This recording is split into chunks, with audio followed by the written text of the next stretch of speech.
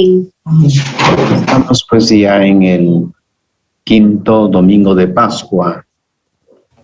En el quinto domingo de Pascua pues vamos ya a introducirnos, como ya lo hemos hecho en este cuarto domingo. Nos hemos apartado de los temas de resurrección, pero para plantear cómo Cristo resucitado vive en la iglesia.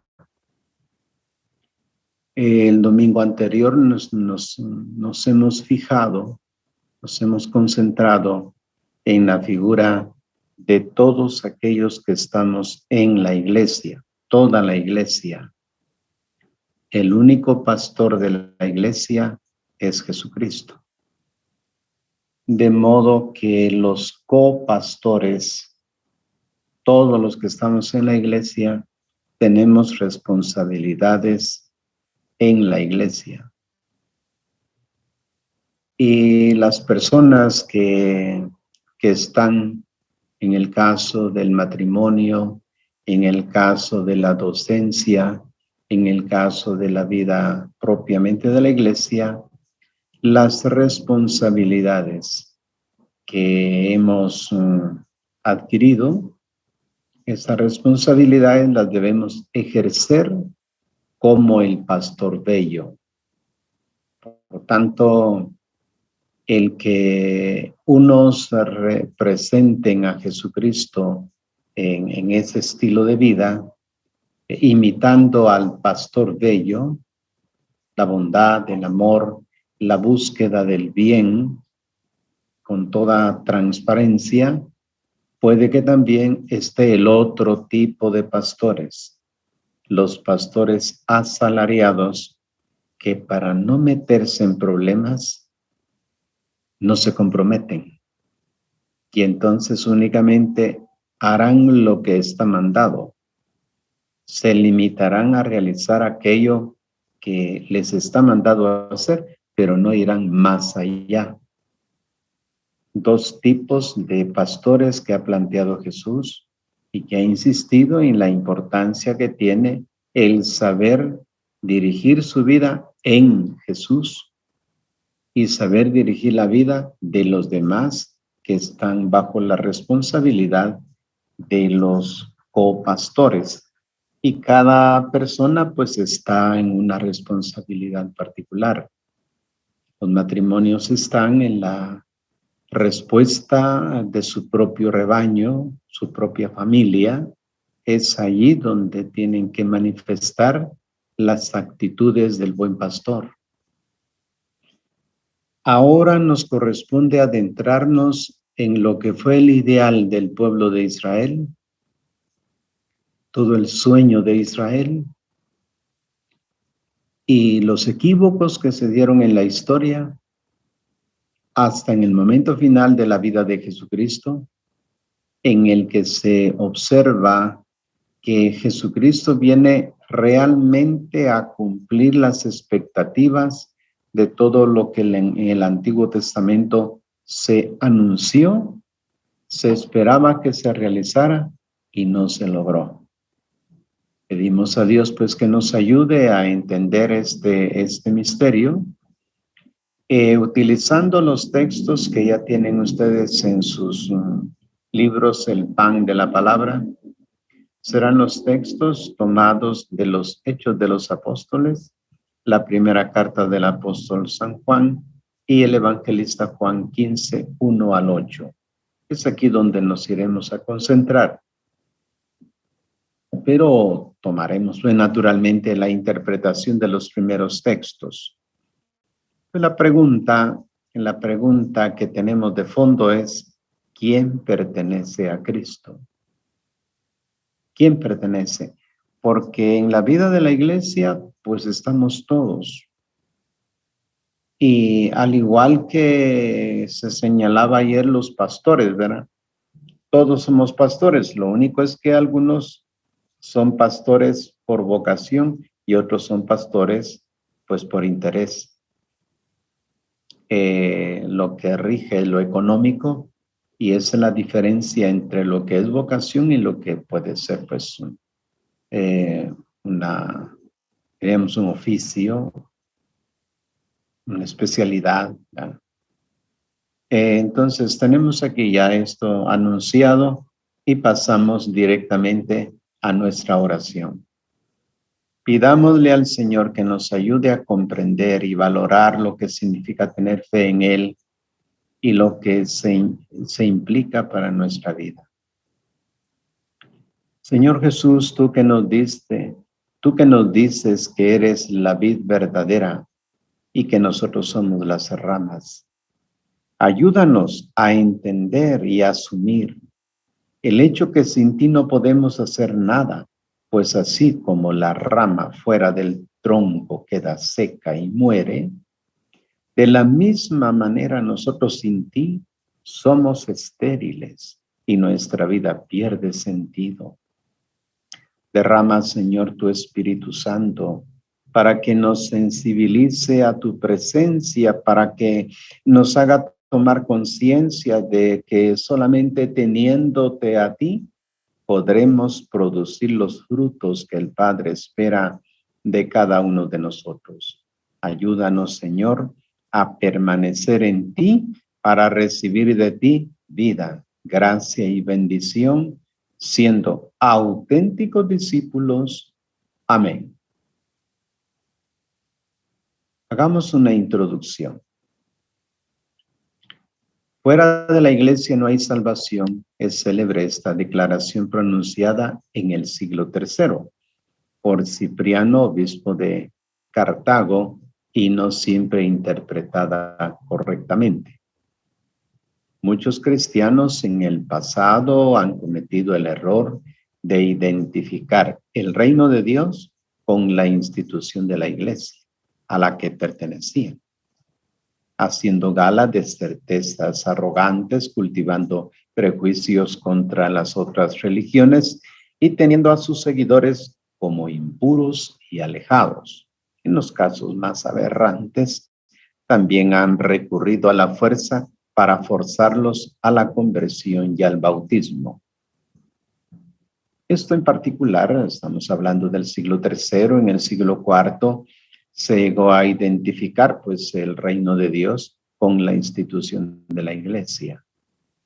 Quizás haya sido un momento en el que vieron que imperio e iglesia pues tenían los dos poderes y pensaron que el reino de Dios estaba cumpliéndose sobre la tierra porque tenían el poder, pero fue un equívoco. Iglesia y reino de Dios no son intercambiables. Hay zonas de sombra en la iglesia que se autoexcluyen del reino de Dios, porque en ellas se esconde el pecado. Y hay enormes márgenes más allá de los confines de la iglesia en los que está presente el reino de Dios, porque allí actúa el Espíritu. Practicante, pues no equivale a estar inserto en el cuerpo de Cristo. Creyente no es alguien que se limita a las prácticas religiosas, a la misa, a los sacramentos, a las oraciones, devociones, sino aquel que, a imitación de Cristo, practica la justicia, la fraternidad, la comunión de bienes, la hospitalidad, la lealtad, la sinceridad, el rechazo de la violencia, el perdón de los enemigos, el compromiso con la paz. Por tanto, hay que poner ojo, pues, a dónde va la visión que tiene Jesucristo, que no es simplemente tener prácticas religiosas, no, es que se trata de la imitación de Cristo. De ahí la insistencia en la búsqueda del Cristo de la historia que pasó haciendo el bien. Y esto se concreta en la historicidad del ministerio de Jesús en 3 años en Galilea. Pero ahí trabajó él la justicia, ahí trabajó la fraternidad, ahí trabajó la comunión de bienes, ahí trabajó la hospitalidad, lealtad, la sinceridad, etcétera, los que son las características del reino de Dios. La línea de demarcación entre los que pertenecen y los que no pertenecen a Cristo no pasa por el campo de lo sagrado, sino por el del amor al hombre, y Dios acepta a quien lo respeta y practica la justicia de cualquier nación y religión que sea. Es lo que está en Hechos 10:35. Así que donde quiera que brote el amor, la alegría, la paz, el perdón, allí está el Espíritu del resucitado. Con esta breve introducción, pues nos planteamos ya los textos que tenemos en el Antiguo Testamento, en el Nuevo Testamento, en la vida de la iglesia naciente. Tomamos el texto, pues que aquí tenemos, y dice: en aquellos días, llegado Pablo a Jerusalén, intentaba unirse a los discípulos, pero ellos le tenían miedo porque no creían que fuera discípulo.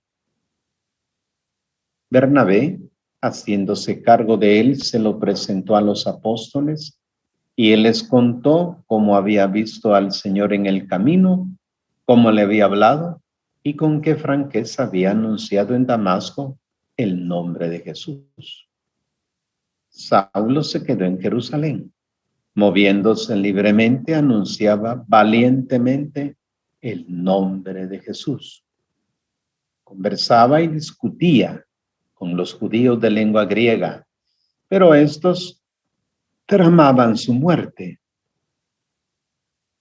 Sus hermanos, al enterarse, lo acompañaron hasta Cesarea y lo enviaron a Tarso. La iglesia entera de Judea, Galilea y Samaria gozaba de paz, se iba construyendo, vivía en el temor del Señor y crecía animada por el Espíritu Santo. Esta es la lectura de la palabra. Ahora, ¿qué nos dice el texto de la palabra? Algunos años después de su conversión, Pablo decide hacer un viaje pues a Jerusalén.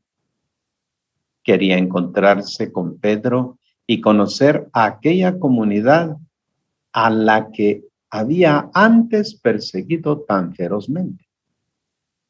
Porque recuerdan la historia de Saulo de Tarso, que perseguía a los cristianos y a toda costa quería él ciegamente defender la fe judía y pensaba que el cristianismo era una secta que había nacido, que era una herejía y que por lo tanto tenía que acabarla. Pero cuando se convierte, tiene que integrarse a las comunidades y las comunidades no lo aceptan. Es lógico, le tenían miedo. Por eso ahora interviene Bernabé, un discípulo eminente y respetado por todos por su generosidad y dedicación a la causa del Evangelio. Él conocía bien a Pablo, estaba al corriente de su preparación bíblica y había intuido que podía llegar a ser un gran apóstol. Lo tomó consigo y lo presentó a la comunidad. Después de este primer difícil encuentro con los nuevos hermanos de fe en Jerusalén, Pablo se enfrentó en un amargo conflicto con los exponentes más fanáticos de la institución religiosa judía, que incluso intentaron matarlo. Lo consideraban un hereje, un traidor a la fe y las tradiciones de los padres. Pero es que esa fue la razón por la que él era perseguidor de la iglesia, porque consideraba a los cristianos herejes, traidores a la fe y traidores de sus padres. Era solo el comienzo de una larga serie pues, de persecuciones que el apóstol tendría que padecer por Cristo. El mensaje contenido en este episodio va mucho más allá de la información pues biográfica. Cuando por primera vez, después de su conversión, Pablo fue a Jerusalén, ya había desarrollado, como él mismo refiere en su carta a los Gálatas, un ministerio apostólico en el reino de los nabateos, hoy Jordania, y en Damasco, donde el etnarca del rey Aretas había intentado capturarlo. No había anunciado a Cristo a los paganos por propia iniciativa. La misión, dice, le había sido confiada a lo largo del camino de Damasco por el mismo Jesús. Sin embargo, a pesar de haber recibido una revelación verdaderamente especial, no se sentía autorizado a actuar con independencia de los hermanos en la fe y quiso establecer de inmediato estrechas relaciones con la comunidad madre de Jerusalén, presidida por Pedro. Pudo haber perseguido su propio camino, pero prefiere el espíritu de unidad. Habría tenido 1000 motivos para seguir su propio camino. Había intuido antes que los otros las opciones pastorales adecuadas. Se dio cuenta de que la comunidad cristiana corría el peligro de quedarse encerrada en un gueto, que tendría que cortar las amarras que la mantenían ligada a la institución judía y lanzarse hacia el mundo. Pero los que pensaban como él era una minoría en la iglesia. Y el mismo Pedro vacilaba. ¿Qué hacer? ¿Irse por su cuenta sin preocuparse de los otros? A través del comportamiento de Pablo, el autor de Hechos quiere enviar un mensaje a aquellos que aún hoy día están apasionadamente comprometidos con la causa del evangelio, pero se sienten poco comprendidos por sus comunidades. Deben afrontar incomprensiones y divergencias y quizás sientan la tentación de aislarse o abandonar todo. Pablo intentó desde el principio la unidad con los hermanos de la fe y más adelante en su ministerio, y ningún conflicto fue capaz de alejarlo de la comunidad eclesial. Esto es lo que tenemos, pues, diríamos, haciendo un poquito de recopilación de datos. Hablamos de los años después de la conversión del apóstol Pablo, el temor que se tenía. Pero segundo, ha intervenido Bernabé, que lo conoce, y él habla de cómo es Pablo, y es como la comunidad lo va a aceptar. Ahora, tercero, Pablo pudo haber seguido su propio camino, ¿no? El primer encuentro de Pablo con los creyentes en Jerusalén. El problema de esto es pues que él salió de Jerusalén para Damasco. En Damasco se da la conversión y ahora que regresa a Jerusalén, los judíos compañeros de él pues esperan que vuelva a las sinagogas. Y sin embargo ahora viene anunciando la persona de Cristo. Esa es la razón, dice, por la que a él lo consideran un hereje, un traidor, y por eso ahora a él lo van a perseguir. Ya como se había anunciado en el momento de la conversión, Dios lo escogió para que él sufriera también por la causa del evangelio. Y después el contenido de la predicación. ¿Qué es lo que él predica? Entonces, cuando él no había anunciado a Cristo, dice, a los paganos por propia iniciativa, la misión le había sido confiada a lo largo del camino de Damasco por el mismo Jesús. Entonces, él es consciente que el contenido de la predicación, pues va a ser la presencia del resucitado, no es otra cosa. Y sin embargo, a pesar de haber recibido una revelación verdaderamente especial, no se sentía autorizado a actuar con independencia de los hermanos en la fe. y quiso pues establecer de inmediato estrechas relaciones con la comunidad madre de Jerusalén, presidida por Pedro.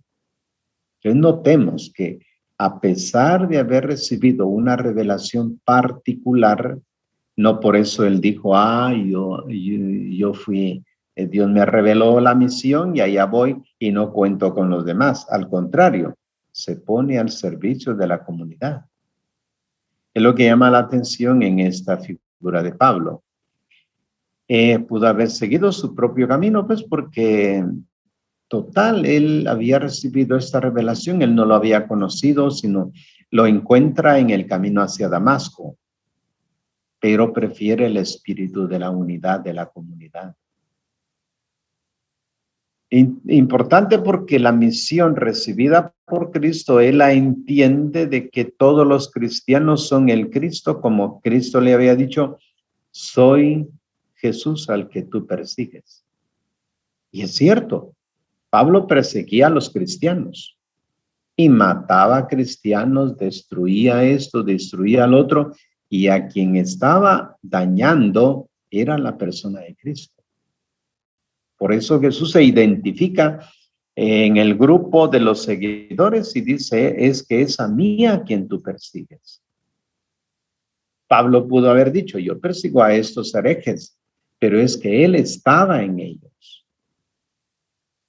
Por eso ahora él se siente en la obligación de mantenerse en la unidad de la comunidad para partir de ese espíritu de comunión eclesial comenzar pues la misión. Es lo que tenemos en la primera lectura. Pasamos a la segunda lectura.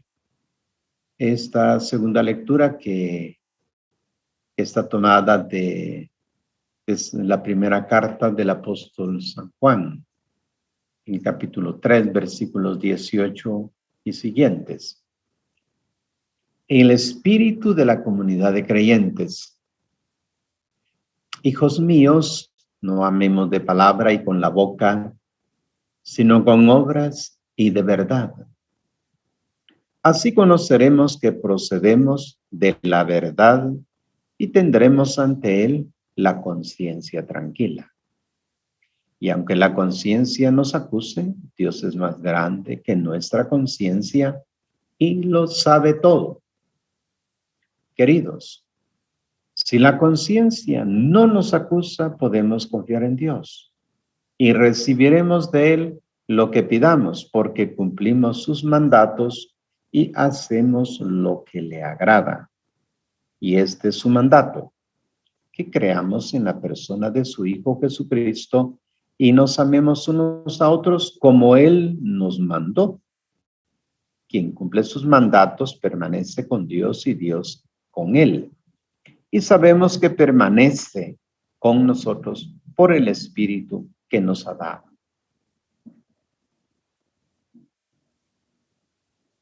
¿Qué nos dice el texto?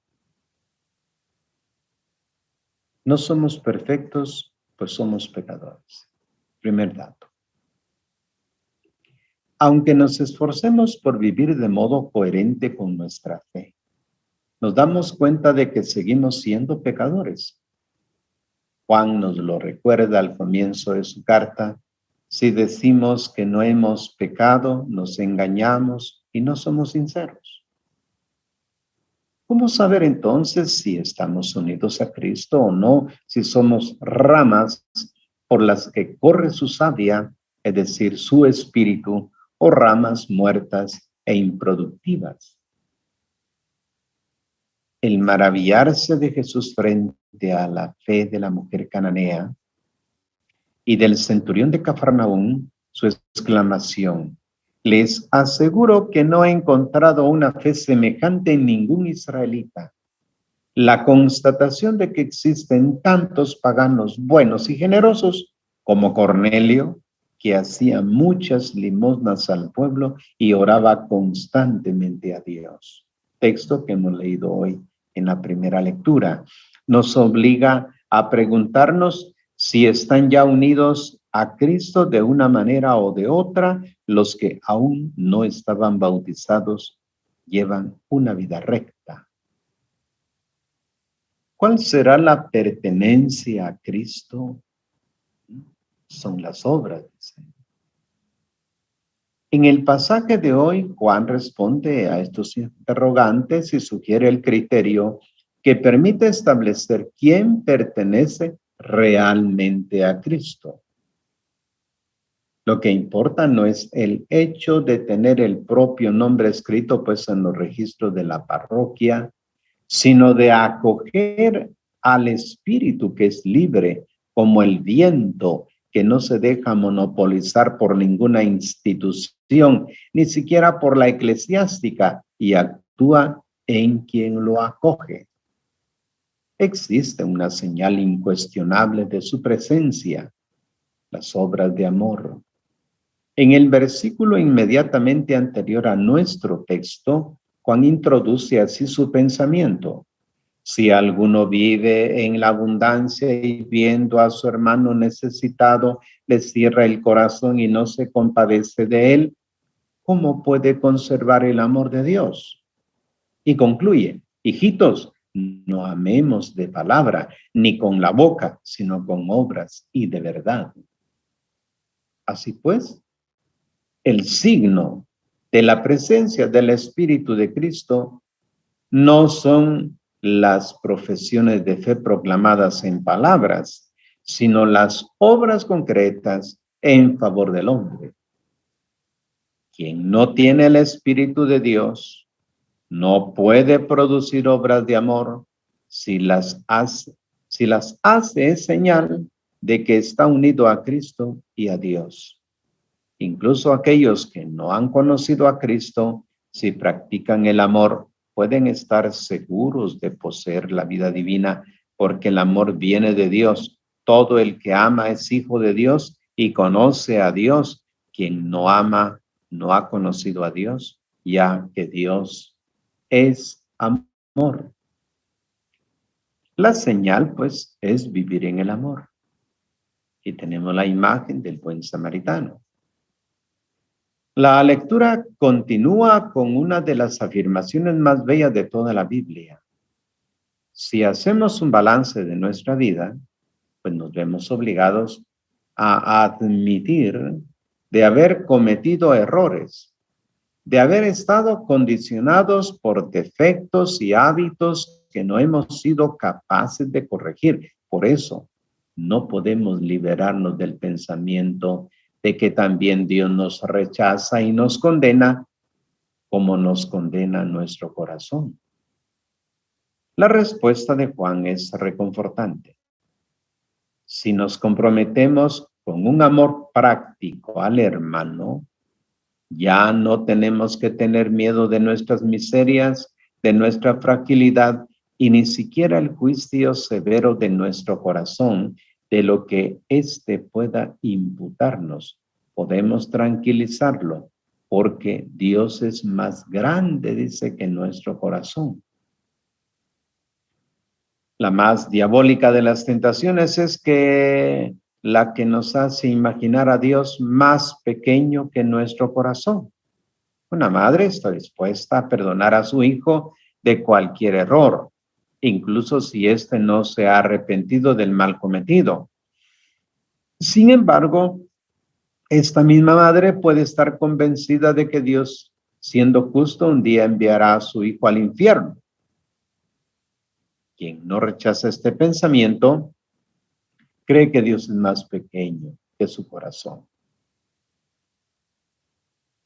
Bien, hemos visto las dos primeras lecturas la primera lectura y la segunda, que preparan para el plato fuerte en la lectura de los textos bíblicos dominicales, que es el Evangelio.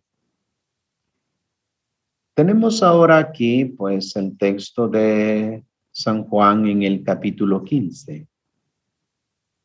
Leíamos ayer el texto de Juan 10, pero ahora ha pasado el capítulo 11, el 12, el 13, el 14 y vamos al 15.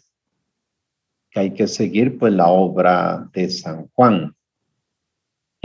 Como es un poco complicada porque no estamos acostumbrados a este tipo de lectura en la que hay que tener algunos elementos, pues algunos conocimientos previos para la comprensión del mismo, pues nos ha costado un poco descubrir el sentido del mismo.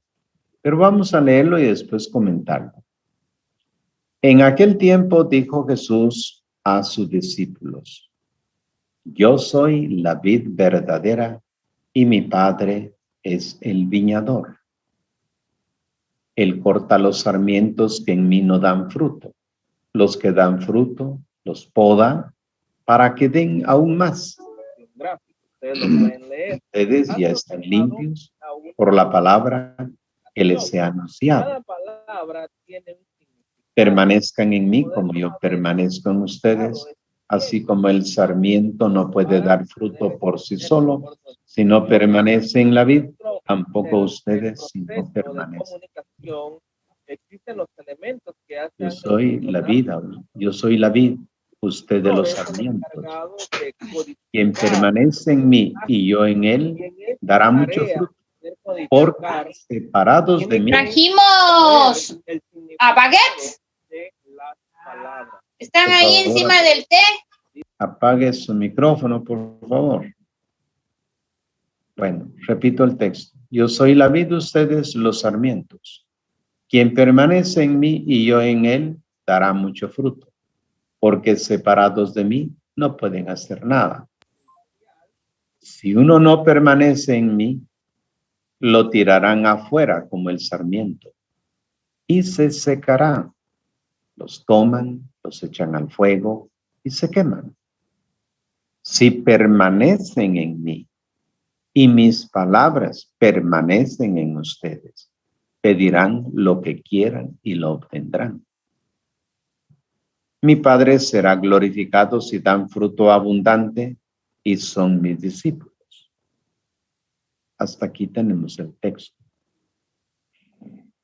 Es importante ahora adentrarnos en este texto que repetiremos mucho para poder comprenderlo. La tierra prometida es recordada en la Biblia, no solo como aquella en la que emana leche y miel, sino también donde se cultivan viñas y olivos. Tenemos el texto de Josué 24:13, donde se plantea que se envían a algunas personas para que vayan y se introduzcan en la tierra de Canaán. Porque la promesa que Dios había hecho era que aquella tierra manaba leche y miel, pero también viñas y olivos. Esos elementos son importantes porque van a ser los signos, símbolos del cumplimiento de la promesa de Dios. Así que toda familia hebrea plantaba junto a su casa la parra que le daba sombra durante el largo verano.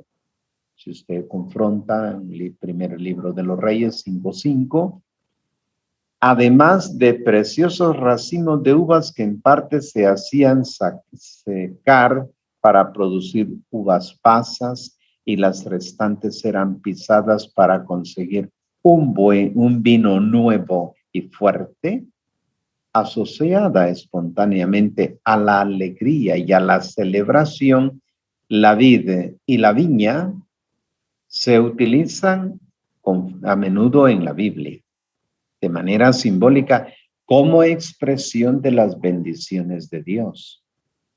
También Jesús, crecido pues en una comunidad agrícola de Palestina, ha utilizado estas imágenes en sus parábolas y alegorías. Hasta el día de hoy, en realidad, ir por ese mundo es fascinante. Contemplar que para todo judío, tener la parra, como en nuestros pueblos cuando se ponían los tapestos para los huizquilares, que colgaban los huizquilares allí y estaba cubierto de hojas.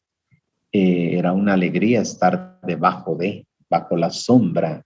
Pues allá son la uva, la parra, que le hacen esa especie de tapesco y cuelgan las grandes uvas y con las hojas se cubre la parte de arriba y es como aquellas tierras son muy calientes, es refrescante estar debajo y al ver las uvas tan grandes, jugosas, pues dicen, este es el cumplimiento de la promesa de Dios.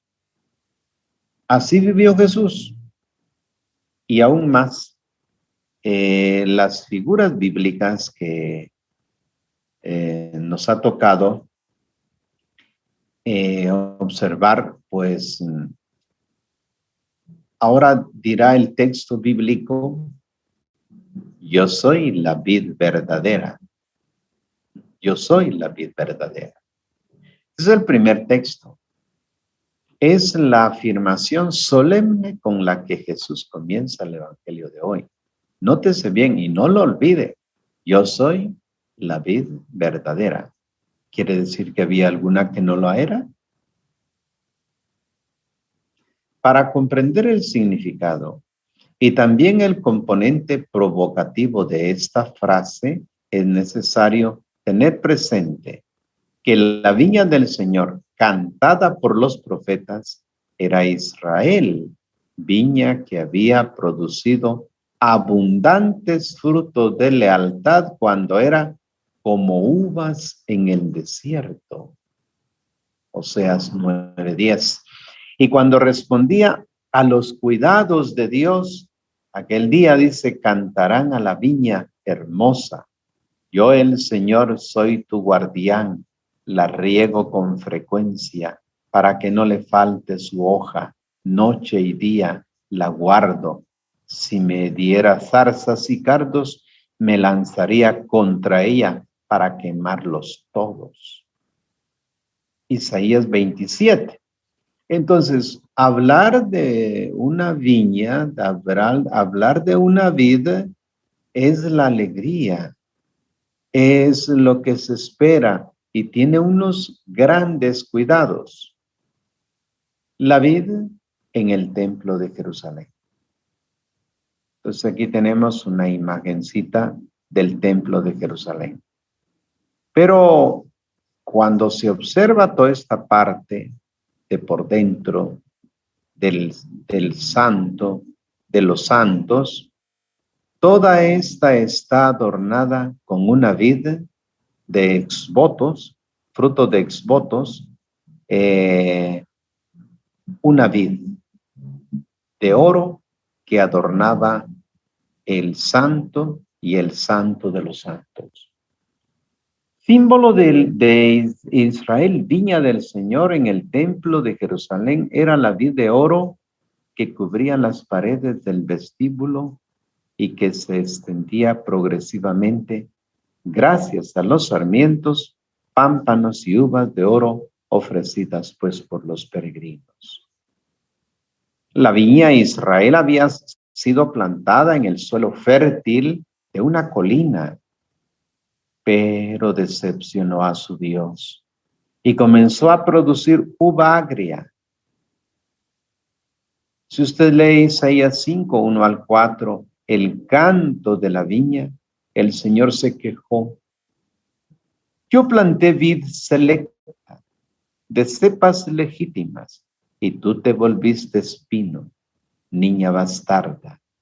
Jeremías 2:21. Y tomó una decisión dolorosa, pero necesaria.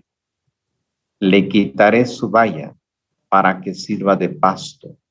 Destruiré su cerca para que la pisoteen. La dejaré arrasada.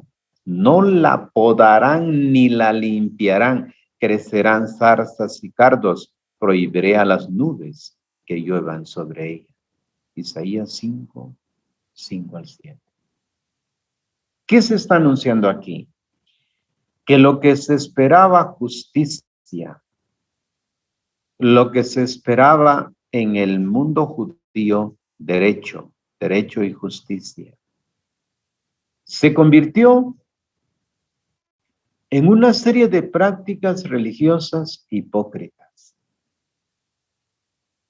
Ofrecían los sacrificios ofrecían las ofrendas, pero la vida de la gente ya no creía en la alianza.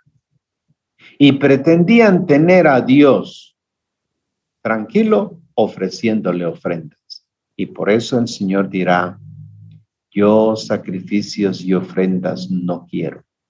Yo quiero misericordia y no sacrificios. Conocimiento de Dios más que holocaustos. Justicia y derecho es lo que yo quiero. Por lo tanto, Dios ha sido claro de que para que el pueblo de Israel fuera su pueblo, tenía que responder a las inspiraciones que él había dado a lo largo de la historia. Pero que a él no se presta este engaño, de que la gente quiera engañarlo ofreciéndole una ofrenda y que en realidad en el fondo su corazón está lejos de Dios. Un retoño hará que todo sea nuevo. Entonces tenemos el texto. Tenemos esto que nos puede indicar ahora. Dios comienza, las obras que Dios comienza, pues no terminan en fracaso. Israel se había comportado como vid infiel. Pero, ¿qué hizo el viticultor que esperó de ellos derecho? Y dice, ahí tienes asesinatos. Esperó justicia y ahí tienes lamentos. Este análisis del profeta Isaías a mí me duele mucho, porque lo que Dios espera de nosotros es el conocimiento del derecho. Y el derecho en el sentido pues, de que todos los que nos comprometemos a algo, sabemos que hay derecho, pero hay deberes que tenemos que cumplir, obligaciones que tenemos que vivir. Y Dios lo que nos está pidiendo para hacer una viña del Señor es que en nuestra pequeña viña, en la familia, se viva el derecho y no violencia. Dice, miren, son muy religiosos, pero ¿qué es lo que hay ahí? Asesinatos. Espero justicia y ahí tienes lamentos.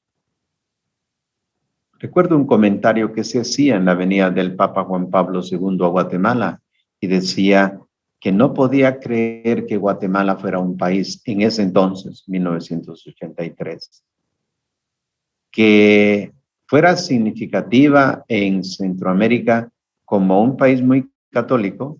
En aquel entonces era el 80% de cristianos. Decían, no lo puedo creer, de que sea un 80% de cristianos y sea el país más violento.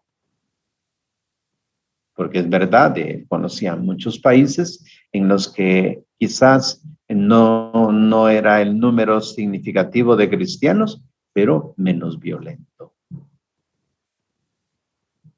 Entonces la viña es la familia, la viña es la sociedad, la viña pues es la iglesia. Ahora, no la repudió a pesar de la infidelidad, porque los dones y la llamada de Dios son irrevocables, según la carta a los Romanos 11:29. A partir de esta cepa vieja y estéril, hizo germinar en el día de Pascua un retoño nuevo, genuino, Cristo, la vid verdadera. Jesús es la vid. Y los discípulos que forman pues los sarmientos son parte de él y es de ellos que el Señor espera frutos deliciosos. ¿Cuáles son los frutos que él espera? Él espera la justicia, la rectitud, el amor. Por eso actúa de jardinero, de viñador, los poda y los corta. Entonces el discípulo que se deja guiar tiene desperfectos, no es perfecto, pero precisamente por eso lo limpia, lo poda, lo corta, lo hace llorar, pero para que dé más fruto.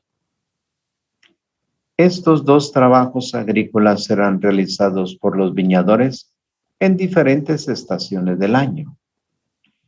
El primero tenía lugar durante el invierno y consistía en arrancar las ramas inútiles. Porque quienes conocemos algunos árboles en el campo, sabemos qué ramas van a dar fruto y qué ramas se van a ir en vicio. Uno se da cuenta de que se nota, pues, que cuando decimos que se va en vicio es porque va a tener muchas hojas y se va a ver la planta hermosísima, pero es solo apariencia porque no da fruto. En el segundo, en agosto. En agosto se cortaban los brotes débiles para favorecer los mejores. Era verdad, entonces para que no le quite mucha savia, porque se ve que no va a dar fruto, entonces se corta. La interpretación más inmediata de estas imágenes puede conducir a la tristeza, ¿no? Parece, de hecho, una grave amenaza para los sarmientos muertos o improductivos, que podrían indicar a los cristianos tibios o incoherentes con su propia fe. Su destino sería el fuego. Si uno no permanece en mí, lo tirarán afuera como el sarmiento y se secará. Los toman, los echan al fuego y se queman. Es una interpretación engañosa y contradictoria en la predicación de Dios por los más débiles. Ahora bien, podar y cortar, pues no son imágenes de represalias, sino de premura de Dios en favor de todo hombre y de todo discípulo. El hecho de estar incorporados a Cristo, ya sea por acción directa del Espíritu, como sucede con quienes no han sido bautizados, ya sea por el renacer, por el agua y el Espíritu, como en el caso de los cristianos, no nos dispone a producir automáticamente fruto. Las ramas secas no representan a individuos que se comportan de manera poco edificante, sino a las miserias, a las infidelidades al Evangelio, las debilidades, los pequeños y grandes pecados presentes incluso en el mejor de los discípulos. Nadie es inmune. Todo el mundo tiene una necesidad constante de purificación. La separación maniquea entre buenos y malos, en el siglo IV, San Agustín, entre los que se sienten bien porque pertenecen a la institución de la iglesia, porque este es otro de los errores que tenemos, que porque uno pues ocupa un puesto en la comunidad, que le han dado un encargo o lo que sea, uno a veces piensa que con eso ya subió de escalón o ya es perfecto. No. Por eso la separación maniquea entre buenos y malos, entre los que se sienten bien porque pertenecen a la institución iglesia y los que están fuera, es una forma de arrogancia espiritual y de hipocresía. Quien ve ramas secas solamente en los otros, quien piensa que solo los demás tienen urgente necesidad de poda, quien pretende incluso excluirlos de la comunidad o cree que son rechazados por Dios, es un insensato. Descubre solamente la pelusa en el ojo de su hermano y no se da cuenta de la viga que está en el suyo. Incluso el desaliento ante las miserias humanas presentes en la iglesia, ¿por qué no decirlo ahora? Con cuánto antitestimonio que encontramos dentro del seno de la iglesia, es signo de falta de confianza en el trabajo purificador de Dios. Las decepciones causadas por los pecados de los que profesan ser cristianos pueden llevar a alguno a la penosa decisión de abandonar la comunidad. Ustedes se dan cuenta cómo en nuestra comunidad, pues no todos perseveran.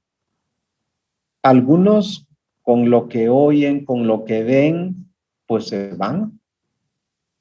Y uno después se entera, ¿y por qué se fue? Porque no vino tal fulano. Es que tal cosa pasó y que aquí, que allá. Va. Por eso, dirá el texto, quien no comprende a los hermanos que cometen errores, quien los rechaza, se aleja también de la vida.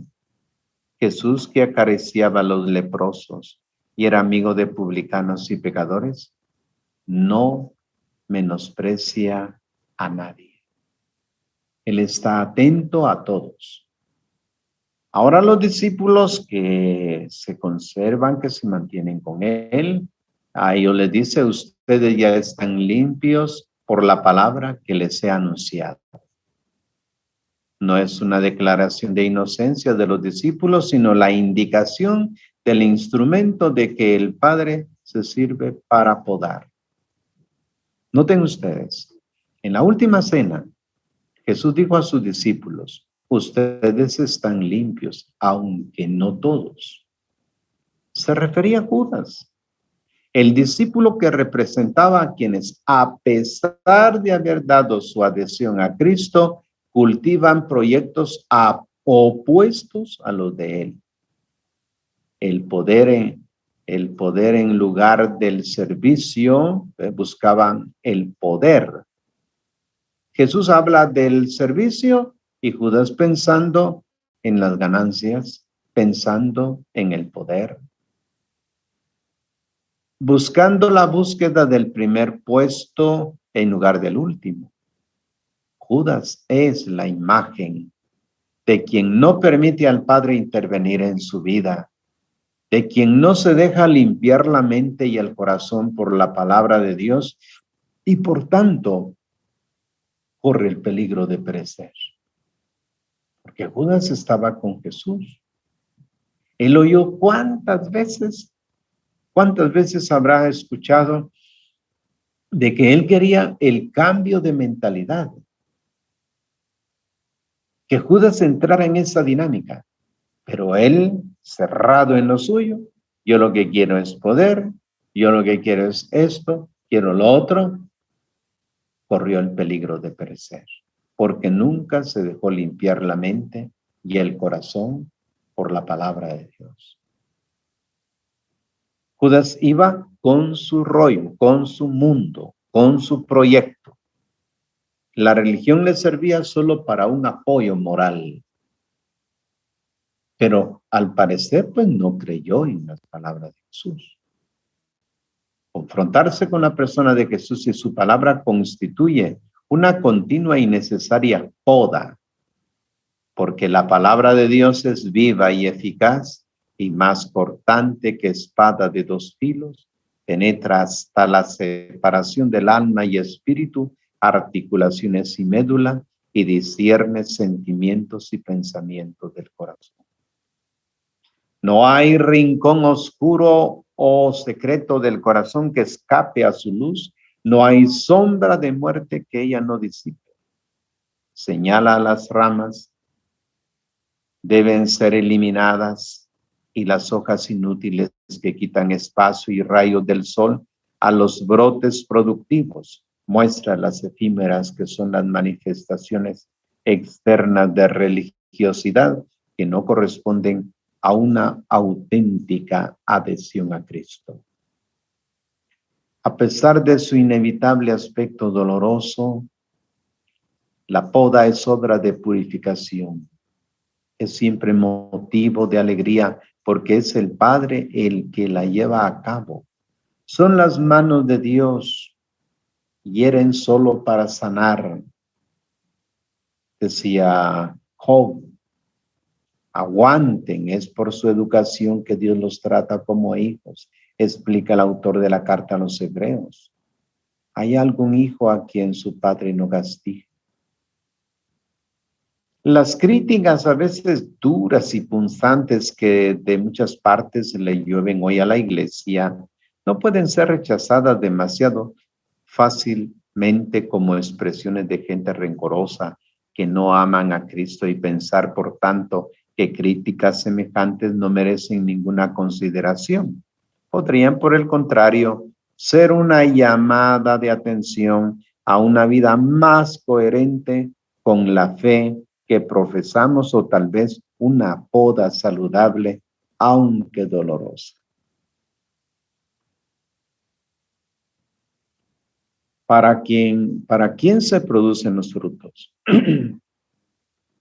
Para la gloria del Padre, responde el último versículo del pasaje evangélico. Dios no espera aplausos y elogios. Ustedes se dan cuenta que la vid y los sarmientos, diríamos, su producción no es para que la disfruten ellos mismos, es para que lo disfruten otros. Por eso su gloria consiste en la manifestación y efusión de su amor a toda la humanidad. Es en vista a esta obra de amor que los discípulos se asocian con Cristo en perfecta unidad, porque juntamente con Él forman la verdadera vida. La vid no produce uva para sí misma, sino para los demás. El sarmiento encuentra su propia realización cuando se siente vivo, cuando ve despuntar los brotes, las flores, las hojas y los dulces racimos. El cristiano no produce obras de amor para sí mismo, para autocomplacerse en su propia perfección moral, ni siquiera para obtener una recompensa de Dios. Él es como el Padre que está en los cielos. Ama sin esperar nada a cambio. Su recompensa es la alegría de ver feliz a un hermano, de constatar que el amor de Dios se manifiesta a través de él. Nada más y nada menos. Esta es en realidad la alegría misma de Dios.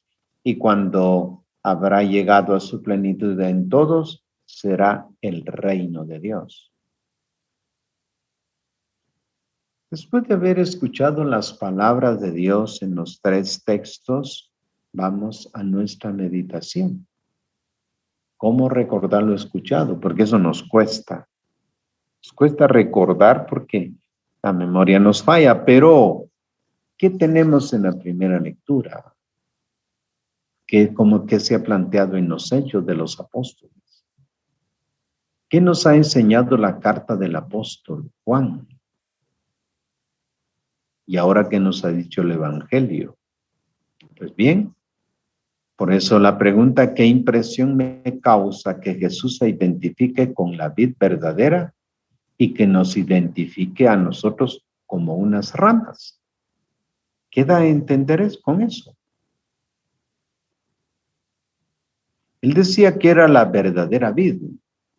La vid antigua no había dado los frutos que se esperaban, pero esta vid es el Padre del cielo el que ha puesto en la tierra esa cepa. Es la cepa del Padre.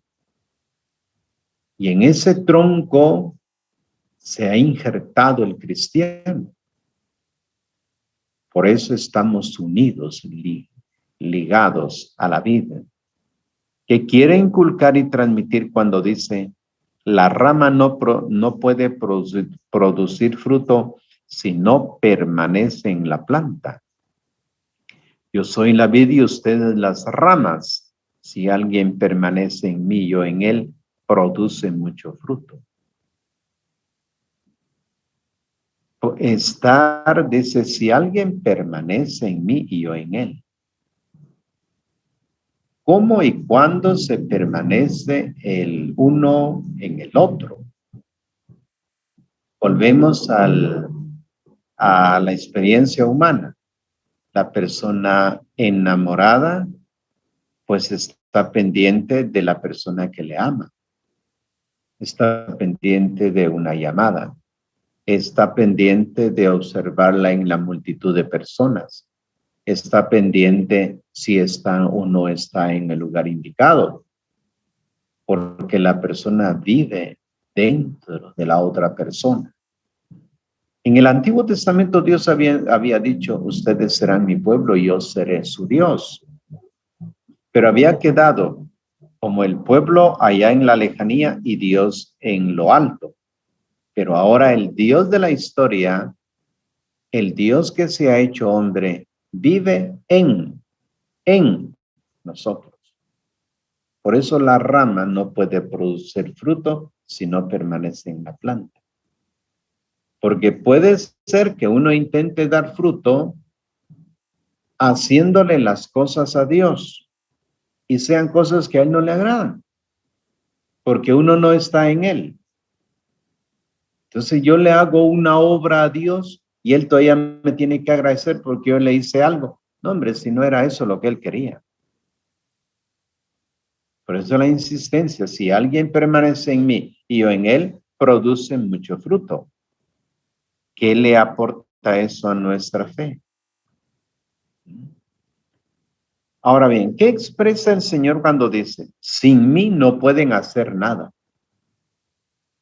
Si yo no estoy dentro de ustedes, ustedes harán sus obras, pero serán obras que están fuera de la vid, como una rama que se seca, se quema, porque no sirve para nada. Y son obras hechas por los seres humanos que pretendemos que con eso estamos agradando a Dios. Pero si estamos desligados de la vid, aunque hagamos cosas aparentemente buenas, esas son cosas que nos queman.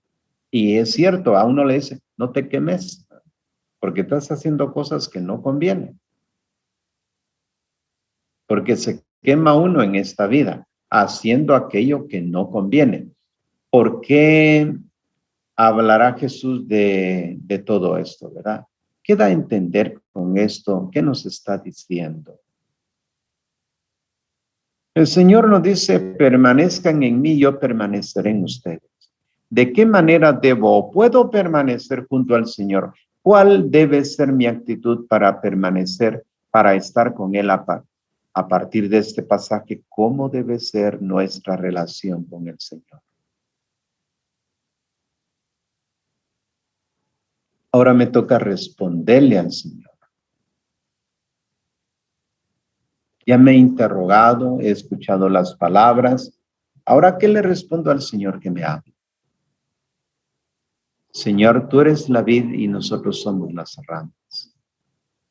Tú eres el que nos vivificas y nosotros sin ti somos estériles. Tú eres el que haces fecundo nuestro esfuerzo porque lo que hagamos sin tu presencia es vano e infructuoso.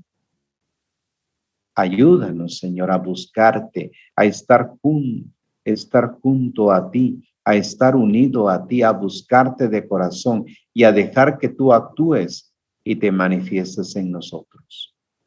Derrama, Señor, tu gracia en nosotros y ayúdanos a dejarnos inundar de tu presencia transformadora y de esta manera puedas actuar en y por nosotros y de esa manera producir los frutos que tú esperas que produzcamos.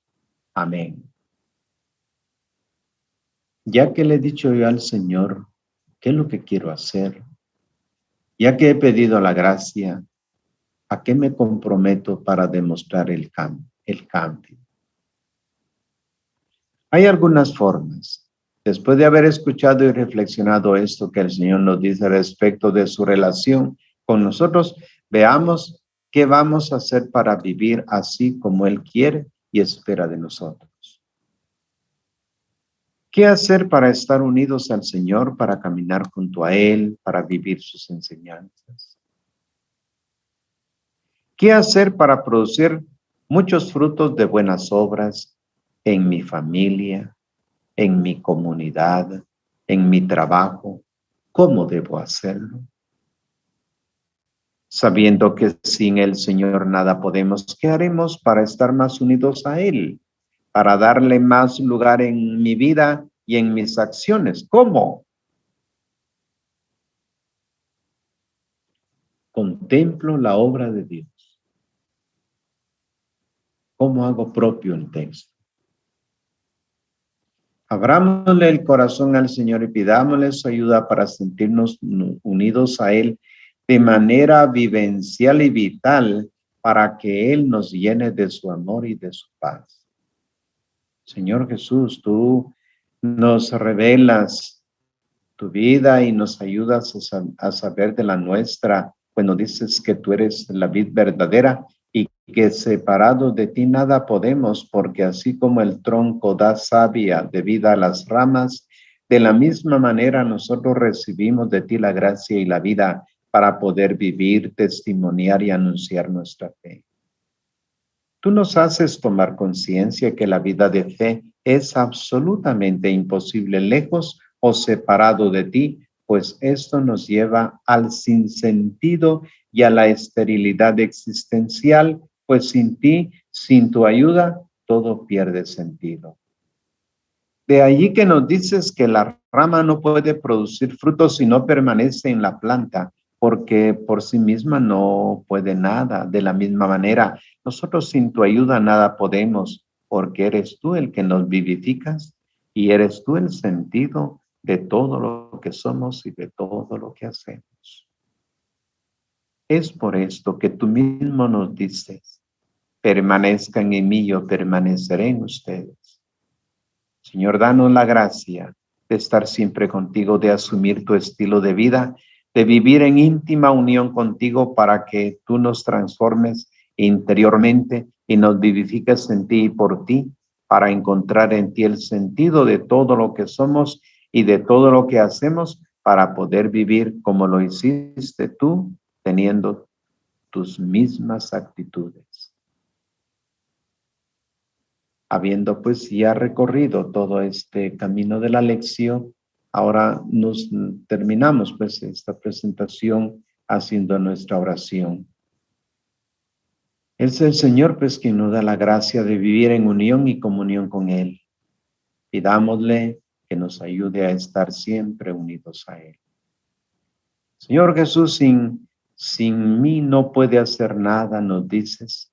Nos haces ver que todo es gracia, que todo es don, que todo es gratuidad y amor incondicional del Padre. Nos haces ver que para tener la vida de plenitud de vida que solo tú nos das, necesitamos estar unidos a ti, permanecer junto a ti y en ti, siendo vivificados en ti por ti, Señor. Ayúdanos a que después de tomar conciencia de lo que tú puedes hacer en nosotros, nos dejemos transformar por ti, dándote nuestra vida, para que tú nos des tu vida y tu gracia, para que tú puedas actuar en y por nosotros. Derrama, Señor, tu gracia y tu bendición para que produzcamos abundantes frutos para gloria de tu Padre, siendo presencia tuya para los demás, anunciando tu buena nueva con nuestra manera de ser y de actuar, que reflejen y manifiesten la tuya. Amén. Bien. Yo soy la vid verdadera. Y dejamos la presentación. Si alguno pues tiene algún comentario, algo que decir sobre lo que hemos reflexionado, pues este es el momento en el que lo pueden hacer.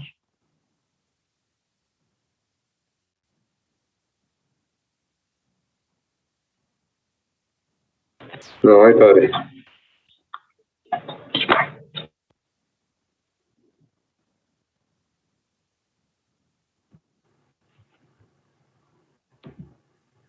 Buenas noches, padre.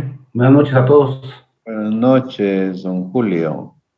Padre, tengo algunas consultas y algunas cosas que me están quedando con respecto al todo lo que vimos el día de hoy.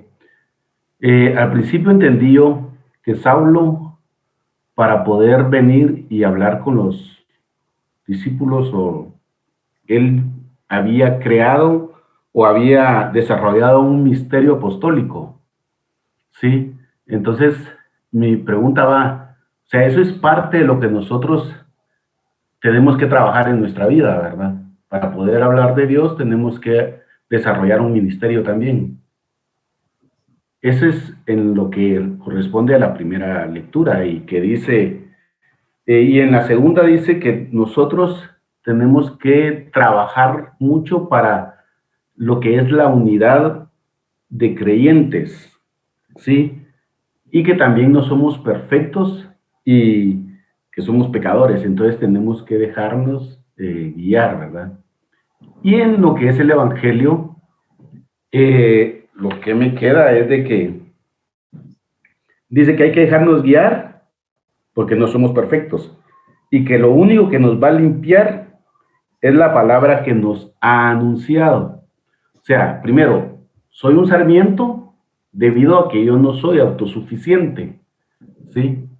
O sea, que tengo que dejarme guiar por la palabra del Señor. O sea, que tengo que dejarme podar, no cortar, ¿sí? Porque entonces si me cortan, pues ya no sirvo para nada, ¿verdad? En cambio, si me podan, probablemente pueda venir y dar algunos frutos y de que eso, o sea, si yo soy un sarmiento es porque yo no soy autosuficiente, no tengo la capacidad de poder hacer las cosas solo, ¿verdad?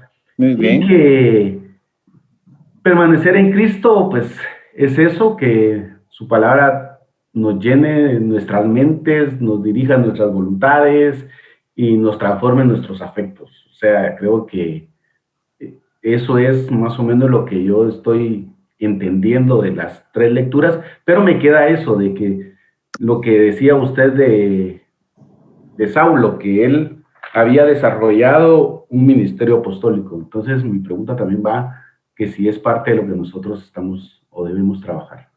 Gracias. Sí, los espacios que tenemos en la iglesia, pues están los espacios de la comunidad donde hemos querido pues hacer este trabajo de ser evangelizados para evangelizar, de haber sido llamados por el Señor para ser enviados, pero que tiene que ser a título eclesial. Porque Pablo pudo haberlo hecho a título personal, pero no lo hizo. Fue a buscar a las comunidades para estar con Pedro, para estar con Bernabé, para estar con las comunidades y tener la certeza de que el mensaje que llevaba era el mensaje de la misma comunidad cristiana. Entonces sí, pues el trabajo es lo que estamos haciendo en las comunidades, tratando de ser evangelizados y evangelizar. Tratando de ser llamados para ser enviados. Es la dinámica que se vive pues dentro del ministerio de la iglesia. Porque si Pablo hubiese creado sus propias instituciones, pues eso tendríamos que vivir. Pero no, Pablo lo primero que busca es el seno de la comunidad y de hecho pues va a ser enviado a las misiones. Eso es lo que hay. Muy bien. Muchas gracias. Bueno.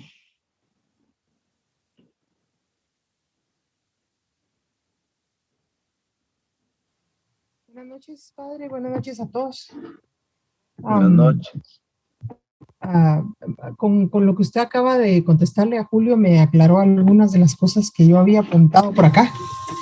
Pero quería, de todos modos, hacer el comentario que, pues, uno tiene la oportunidad de conocer a mucha gente que probablemente, como lo decía en el primer texto, no son personas que pertenezcan ni siquiera a la misma grey, pero son personas que de corazón viven en el amor, y eso ya de por sí es algo que viene de Dios, que está ahí, ¿no? Y entonces yo pienso que estas personas es un poco más sencillo quizás guiarlas hacia pertenecer a una comunidad y hacer el ejercicio, porque me parece muy válido lo que usted acotaba, cuando uno se interesa por alguien o se enamora de alguien, quiere saber todo al respecto.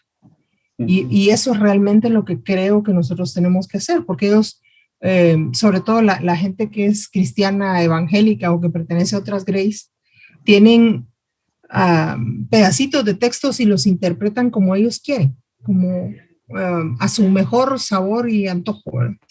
Y creo que si ellos ya están por lo menos en el camino del servicio y de amar, esta es una muy buena forma de atraerlos, de decirles que si conocen profundamente a Cristo van a poder entender cuál es el camino y estar en una comunidad en donde uno puede desafiarse y practicar esto, ¿no? El servicio a los demás, el amor del Señor, a conocer más de Él y sobre todo entender en la humildad lo que Él quiere de uno, porque yo soy fiel testigo de que yo particularmente pretendía hacer muchas cosas, porque yo entendía que eso era lo que tenía que hacer y dar pan es algo que hacen hasta las organizaciones no lucrativas por ganarse un voto.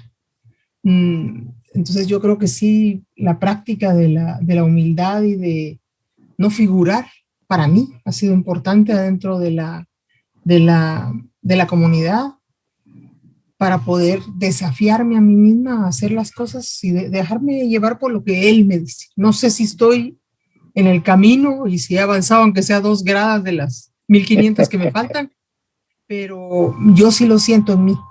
He dejado de hacer cosas que solamente lo agotan a uno y lo apartan del lugar para poderme dedicar a cosas que realmente vayan a llevarnos a ser parte de esa vida. Eso es, espero estar por el buen camino. Sí, poco a poco vamos descubriendo juntos el camino, ¿eh? Porque si reencauzar todo el potencial que uno estaba derrochando por otros lados y reencauzarlo por la vía correcta, pues sí nos pasa eso de la poda, ¿eh? Las limpias, las podas duelen, pero a la larga traen mucho beneficio. Y Dios nos permita que eso esté haciendo con nosotros. Duele, el ego duele. Duele, ¿verdad? Así. El ego duele. Ajá. Muy bien, gracias. Padre, buenas noches a todos. Por ahí andas. Ya aquí, Padre.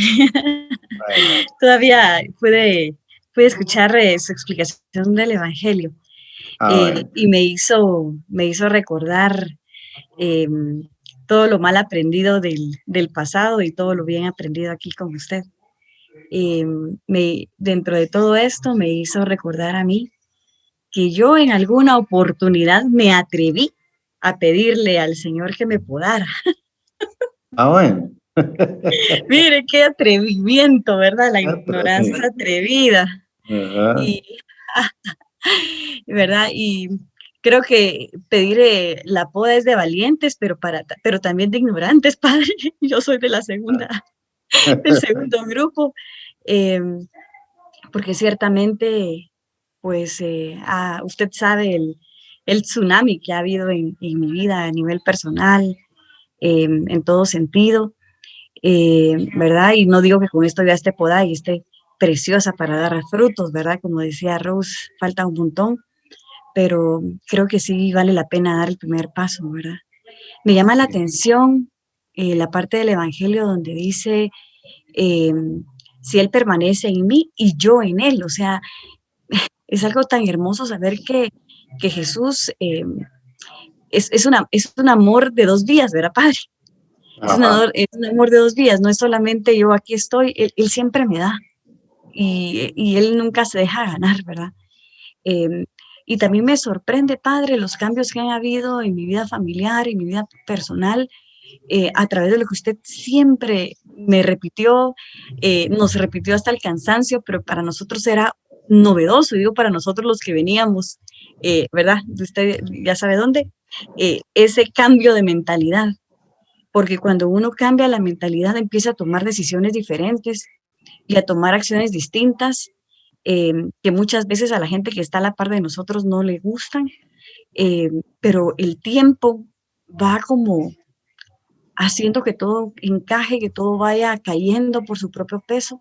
Así que vale la pena, ¿verdad? Ya sea por ignorancia o con toda la valentía, pedirle al Señor día a día que nos puede para algún día estar en la eternidad con Él, ¿verdad, Padre? Así que gracias por esta enseñanza, que de alguna manera me hizo mucho, me provocó un temblor dentro de mí, ¿verdad? Le agradezco, Padre. Muy bien, muy bien. Me alegra que te vea mejor. Sí, Padrecito, gracias, Ah, gracias. bueno, Ahí vamos. bien, gracias.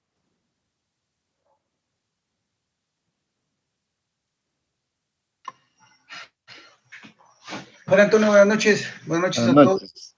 Padre Antonio, solo como duda, si podar duele, podar es sufrir, entonces, un desierto, una enfermedad, un problema, podría considerarse una poda, Padre. Mira, podar es lo que decía el Evangelio, ¿va? Es quitar alguna cosa que aparentemente es buena, pero que te quita la vitalidad para dar fruto. Y hay cosas que el Señor a uno le va restringiendo, que son buenas, pero que para que dé más fruto es necesario quitarle eso, limpiarle eso, para que sus energías den el fruto que el Señor quiere. Entonces, suponte, ¿va? Que en la vida tenemos, pues, nuestros hobbies. Y decimos, no, pero es que esto es bueno, esto no sé qué, que no sé qué. Pero cuando ya estamos metidos en el trabajo de la evangelización, hay cosas que ya dejamos de hacer. Porque hay intereses diferentes. Y comenzamos a tener problemas con los que hemos compartido. Es que ya no hacemos esto, ya no hacemos aquello, no hacemos lo otro. Están podando. Están quitando todas aquellas ramas que eran solo hojas, que no darían fruto, el fruto que el Señor espera. Entonces, por eso te va quitando algunas cosas de las cuales, que aunque fueran buenas, te quita la vitalidad, la fuerza para evangelizar. Gracias, Padre. Bueno.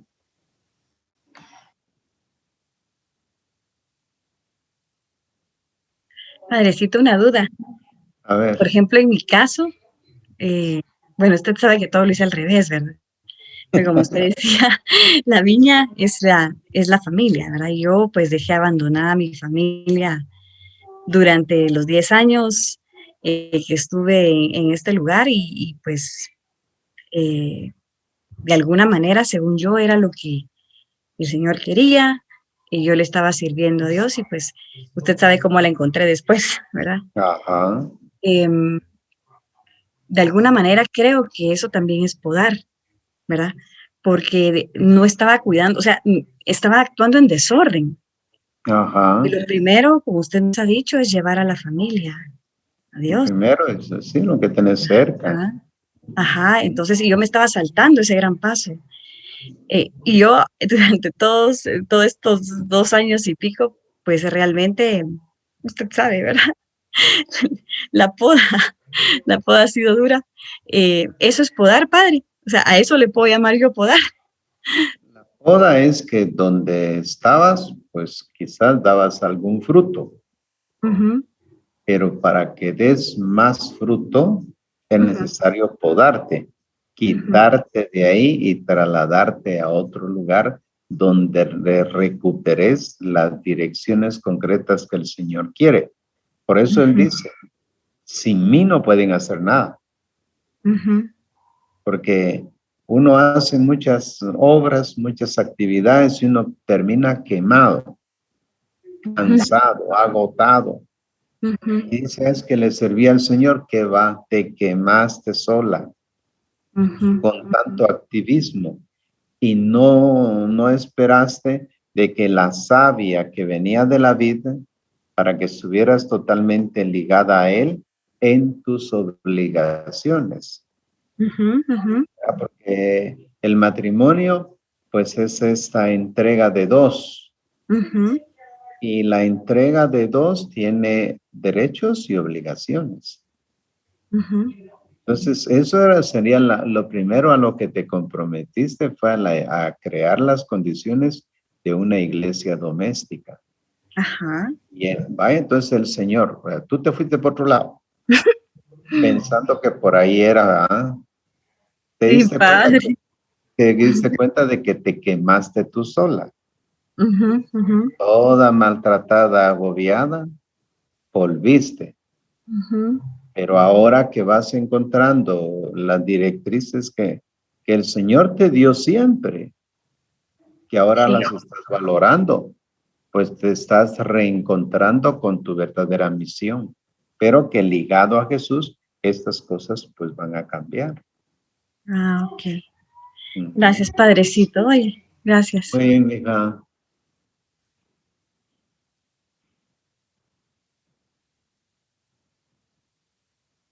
Bien. Seguramente tienen hambre, pero es que ya no comparten, ¿verdad? Dios te salve María, llena eres de gracia, el Señor es contigo, bendita eres entre todas las mujeres y bendito es el fruto de tu vientre, Jesús. Santa María, Madre de Dios, ruega por nosotros pecadores, ahora y en la hora de nuestra muerte. Amén.